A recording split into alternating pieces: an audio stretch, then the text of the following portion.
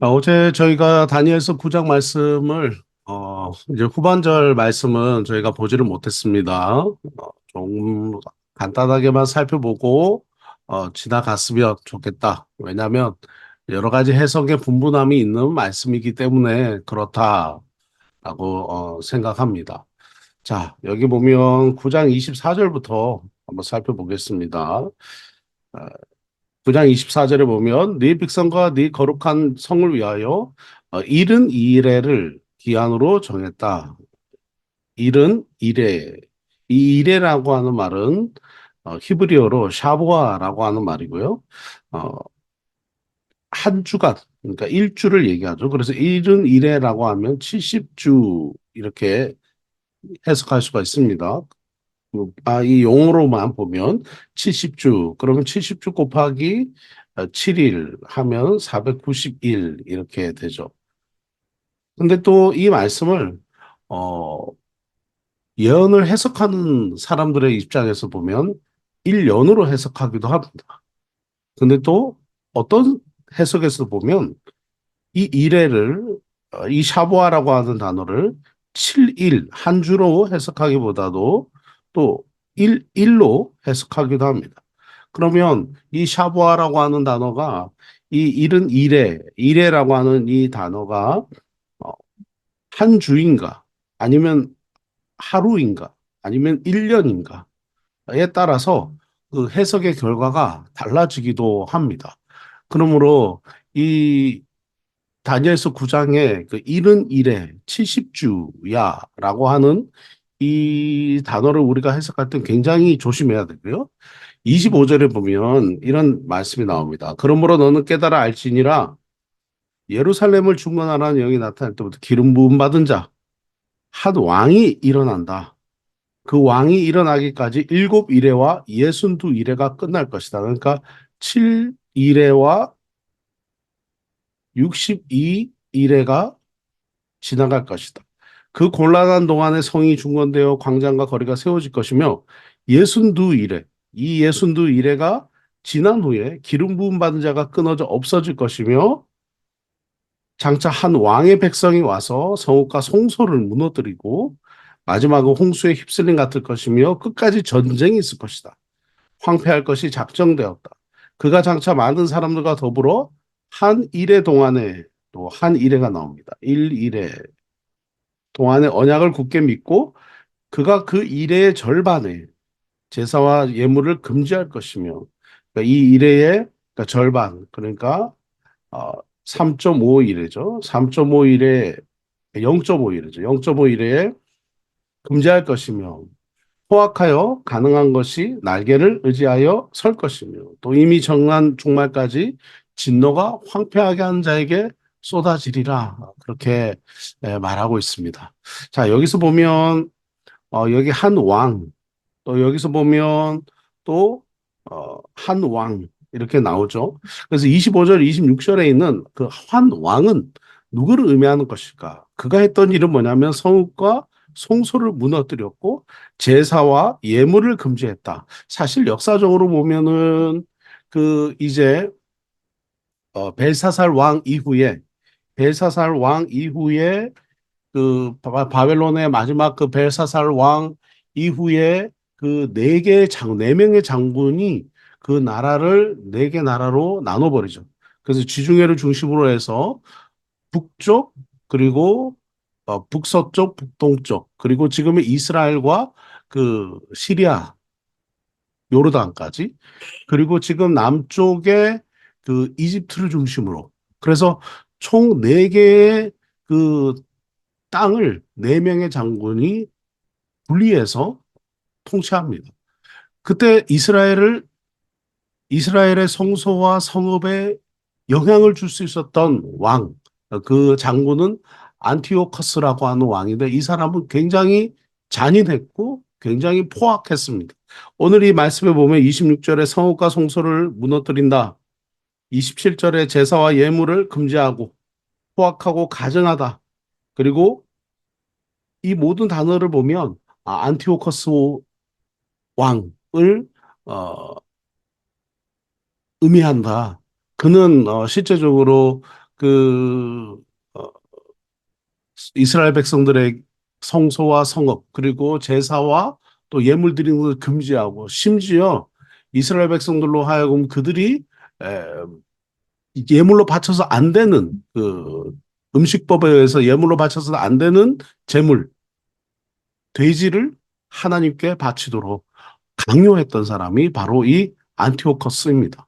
그래서 우리가 이 말씀을 보면 다니엘서 9장에 있는 왕은 아마도 안티오커스 그러니까 이스라엘 백성들을 극심하게 타답했던 왕이지 않을까라고까지 해석하는 것이 건강하다.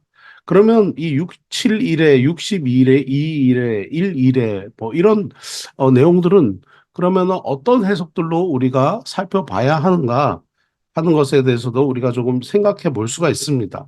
자, 해석은 크게 두 가지 해석이 있을 수 있어요. 굉장히 영적이고 세대주의적이고 어, 굉장히 영적으로 해석할 수가 있어요.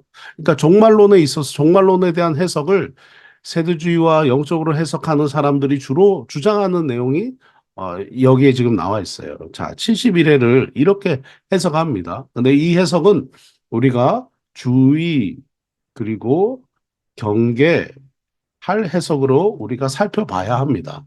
자, 그러면 우리가 주의하고 경계할 이 다니엘서 9장의 70일에 대한 해석은 뭘까요?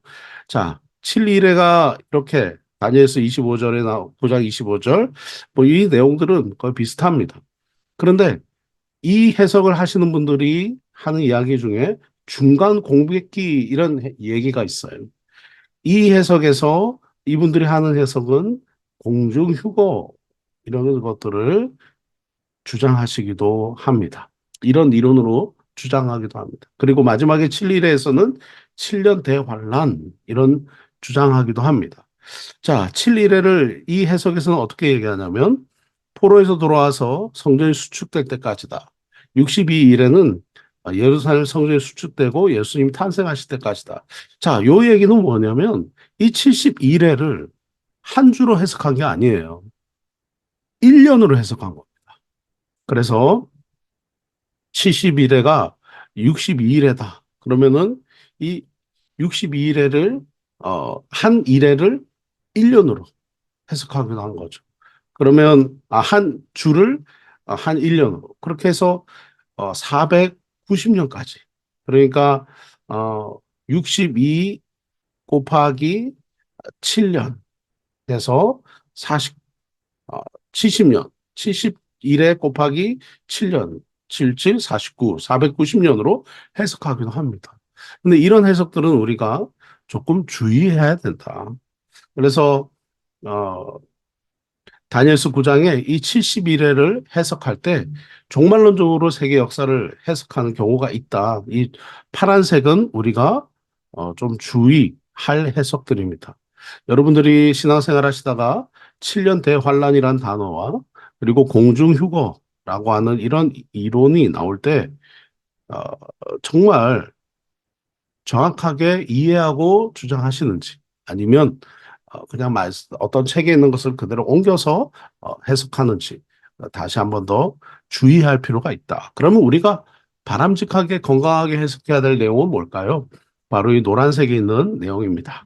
자, 이 71회를 해석할 때 우리는 7일에는 이제 고레스 칙령, 이스라엘 백성들아 바벨론에 더 이상 포로로 페르시아 포로로 있지 말고 너희는 이스라엘로 돌아가서 하나님의 성전을 재건하고 예루살렘 성벽을 수축해라 라고 해서 느헤미야 그리고 스룹바벨과 에스라 이 세 명의 그 총독들과 함께 돌아왔던 세 번에 거쳐서 어, 그 복귀하게 했던 그 왕, 그 고레스 칙령부터 예수님 오신 그 초림까지의 이야기. 그리고 62일에는 그 이후에 하나님께서 교회를 세우신다. 그러나 7일에는 적그리스도가 출현하게 되지만 자, 계시록에 요한계시록에서 종말론에서 의미하듯이 역사의 종말은 올 것이다. 그 역사의 종말은 무엇으로 귀결됩니까? 새 하늘과 새 땅으로 귀결된다. 여기에는 마귀도 없고 사탄도 없습니다. 이미 예수님께서 통치하셨고 그 모든 마귀와 사탄은 이미 무적행으로 들어간 이후에 새 하늘과 새 땅을 하나님이 우리에게 주시고 하나님의 백성들은 이곳에서 고통도 슬픔도 아픔도 질병도 없는 그러니까 그 모든 것을 느낄 수 없는 상황 오직 하나님이 주시는 평안과 행복 속에서 살아가는 이 새 땅, 새 하늘과 새 땅이 일어나게 될 것이다. 그래서 우리가 조금 지향해야 될 종말론은 이 노란색 이 종말론입니다. 물론 적 그리스도가 출현할 것에 대해서 분명히 언급합니다. 그러나 결국 역사의 승리는 하나님께 있다. 예수님께서 예수님께서 재림하시면서 모든 마귀 사탄들 다 무적행으로 들어가게 하시고 이미 하나님의 백성들에게 영원한 승리를 경험하게 하실 것이다. 이것이 바로 우리가 해석할 건강한 바람직한 해석이다. 그래서 여러분들 종말론적인 해석에서 휴거라든지 공중휴거라든지 7년 대환란에 대해서 음, 이론적으로 주장하는 것에 있어서는 우리가 조금 경계해야 한다 하는 것을 여러분께 꼭 말씀을 드립니다. 왜냐하면 현실을 너무 성경에다가 쉽게 적용하려고 하는 이런 문자적 해석 세대주의는 우리가 배제해야 하는 것이 바로 건강한 해석이다라고 여러분께 말씀을 다시 한번 더 드립니다. 자, 그러면서 우리 10장으로 한번 넘어가겠습니다. 자, 10장 말씀해 보면 이제 10장은 다니엘이 나이가 84세가 됐습니다. 고레스 왕 때입니다. 자, 고레스 왕 때 모두가 다 예루살렘으로 갑니다. 그런데 다니엘은 지금 페르시아에 남아 있습니다. 모두가 다 이스라엘로 가서 성전을 재건하고 성벽을 수축하는데 이 다니엘은 페르시아에서 남아 있습니다. 그는 그곳에서 그가 그렇게 사모하던 예루살렘, 그가 매일 3번씩 예루살렘을 향해서 성전이 있는 예루살렘을 향해서 그렇게 기도했던 그 다니엘, 왜 가지 않고 페르시아에서 남아 있었을까요? 우리는 이 모든 배경들을 함께 다니엘서를 해석할 때 고려해야 합니다. 자, 다니엘서 10장에서 다니엘이 지금 이런 환상을 봅니다. 히데길이라고 하는 이 강가에서 다니엘은 이런 인자의 모습을 보게 됩니다. 이분은 누굴까요? 네, 10장에서 우리가 해석할 때 이분의 모습은 또 누굴까? 그것도 우리가 해석해 볼 필요가 있습니다. 자, 1절입니다. 바사왕 고레스 제3년에 벨드사살이라 이름한 다니엘. 벨드사살은 바벨론식 이름이죠. 다니엘의 바벨론식 이름이 벨드사살이다. 벨드사살이라 이름한 다니엘에게 나타났는데 그 일이 참되니 곧 큰 전쟁에 관한 일이다. 다니엘이 그 일을 분명히 알았고 그 환상을 깨달으리라. 그때 나 다니엘이 새 이래 동안 슬퍼하며 자, 새 이래. 그래서 요즘 그 한국의 뭐 다니엘 기도회가 21일 하잖아요. 이 샤부아라고 하는 이 히브리 단어, 이 샤부아를 한 일주로 해석하기도 하고 또 7일로 하루로 해석하기도 하고 또 1년으로 해석하기도 합니다. 어떻게 해석하는가에 따라서 어, 다른데요. 아무래도 다니엘 기도회를 진행하시는 분들은 아마 한 주로 해석하신 것 같습니다. 자, 이 2절에 나 다니엘이 새 이래 동안 슬퍼하며 새 이래가 차기까지 좋은 떡을 먹지 아니하며 고기와 포도주를 입에 대지 아니하며 또 기름을 바르지 않았다. 그는 이 새 이래 동안 굉장히 금식했다 하는 것을 보게 됩니다. 그가 금식하며 그가 기도하며 또 히데겔 강가 그러니까 티그리스 강의 그 큰 강둑에서 그가 기도하고 있을 때 그가 무언가를 보게 됩니다. 자, 4절에 보시면 히데겔 티그리스 강 큰 강둑에 있는데 내가 눈을 들어보니 한 사람이 세마포를 입었다. 허리에는 우바스 순금을 띠었다. 황옥 같고 번갯빛 같고 그의 눈은 횃불 같고 그의 팔과 발은 빛난 녹과 말소리는 무리의 소리와 같았다. 이 환상을 나 다니엘이 홀로 보았고 나와 함께한 사람들은 이 환상은 보지 못하였어도 그들이 크게 떨며 도망하여 숨었다. 그렇게 말합니다. 어, 무서웠던 거죠. 그 환상을 보는데 무서웠고 자기 눈에만 보였다는 거죠. 나와 함께한 사람들은 그 환상을 보지 못했다라고 말합니다. 자, 그 환상을 봤을 때 어떤 상황이 됐습니까?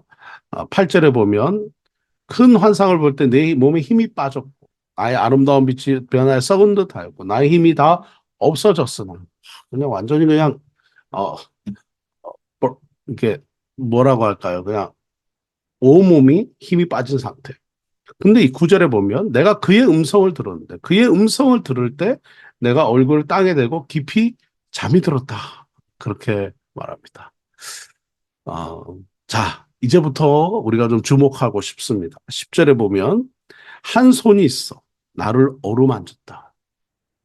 그가 내 무릎과 손바닥이 땅에 닿게 일으켜줬다. 나 지금 온몸에 힘이 빠져서 쓰러져 있는데 그가 나를 어루만지는 거죠.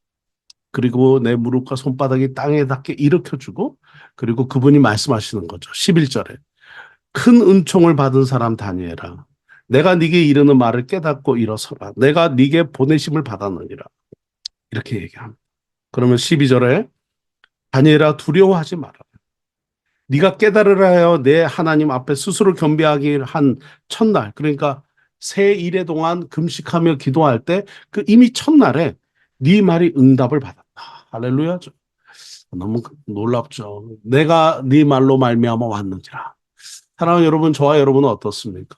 우리의 기도, 우리가 기도할 때 많이 쌓아야 기도하게 될까? 다니엘 기도회를 또 뭐 하시는 분들은 이미 첫날에 하나님이 응답하셨다는 거죠. 놀랍습니다. 하나님은 늘 우리가 기도하는 것을 들으시는 분이십니다. 자, 근데 제가 좀 이 아침에 강조하고 싶은 것은 이거예요. 어, 15절. 그가 이런 말로 이럴 때 내가 곧 얼굴을 땅에 향하고 말문이 막혔는데 16절에 인자와 같으니 아까 그 환상에서 봤던 그 분이 내 입술을 만진지라. 내 입술을 만진지라. 그리고 사람 모양 같은 것 하나가 나를 만지며 나를 강건하게 하고 19절에 큰 은총 받은 사람이여 두려워하지 마라. 평안하라. 강건하라. 강건하라. 그가 이같이 내게 말하며 내가 곧 힘이 나서 이르되 내 주께서 나를 강건하게 하셨사오니 말씀하여 주옵소서. 그렇게 합니다. 여러분 오늘 이 다니엘 10장 다니엘은 이스라엘 백성들이 다시 포로에서 이스라엘로 예루살렘으로 복귀한 이후에도 그는 페르시아에 남아서 84세의 노인이 되었지만 그는 세 일회를 금식하며 기도했습니다. 그가 기도할 때 어떤 일이 일어났습니까? 이미 첫날에 하나님이 응답하셨고 그가 기도할 때 어떤 일이 일어났습니까? 그가 한 손이 있어 어루만져 주시고 힘이 빠진 내 무릎과 손바닥에 땅에 닿게 일으켜 주시고 그분이 입술을 만지시면서 그분이 다니엘에게 말씀하신 것은 큰 은총 받은 사람아 다니엘아 두려워하지 마라. 그리고 19절에서 평안하라 강건하라 그렇게 말씀하십니다. 사랑하는 성도 여러분 오늘 저와 여러분은 어떻습니까? 하나님은 오늘도 우리에게 그렇게 말씀하시는 분이십니다. 이 인자와 같은 분 누굴까요? 예수님이시죠. 그 예수님께서 오늘 84세 무릎에 힘이 없고 3일, 3일을 금식한 다니엘을 힘을 주시고 강건케 하시고 일어나라 말씀하시는 그 하나님이 그 주님께서 오늘 우리에게도 동일하게 힘이 없고 맥이 빠져 있는 그리고 때로는 고단한 우리에게 하나님은 오셔서 우리의 무릎을 어루만져 주시고 우리를 다시 일으켜 주시고 우리의 입술을 만지시면서 격려의 말, 축복의 말로 우리에게 강건하게 하시고 우리를 세우시는 분이십니다. 그 하나님이 오늘도 우리와 함께 하십니다.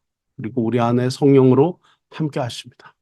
그 하나님을 의지하면서 주신 사명 오늘도 감당하시는 복된 하루가 되시기를. 그리고 그 주님과 그 주님의 격려와 그 축복과 그 위로의 말씀으로 오늘 충만한 그런 날이 되시기를 주님의 이름으로 축원합니다. 기도하겠습니다. 하나님 아버지, 우리에게 바른 종말론과 바른 신학을 공부할 수 있는 기회를 주시옵소서. 그래서 하나님의 성경을 건강하게 해석하게 하시고, 또 오늘 하나님 다니엘에게 오셨던 인자의 모습으로 오셨던 주님, 오늘 지치고 고단하고 또 맥이 빠지고 힘이 빠져 있는 모든 분들, 하나님의 특별히 하나님의 종들에게 하나님 강건하라, 두려워 말라, 평안하라, 그리고 어루만지시며 일으키어 주시옵소서. 그리고 그 주님과 하루 온종일 동행하며 주님을 경험하고 느끼는 귀하고 복된 날이 되게 하여 주옵소서. 예수님의 이름으로 기도드립니다. 아멘.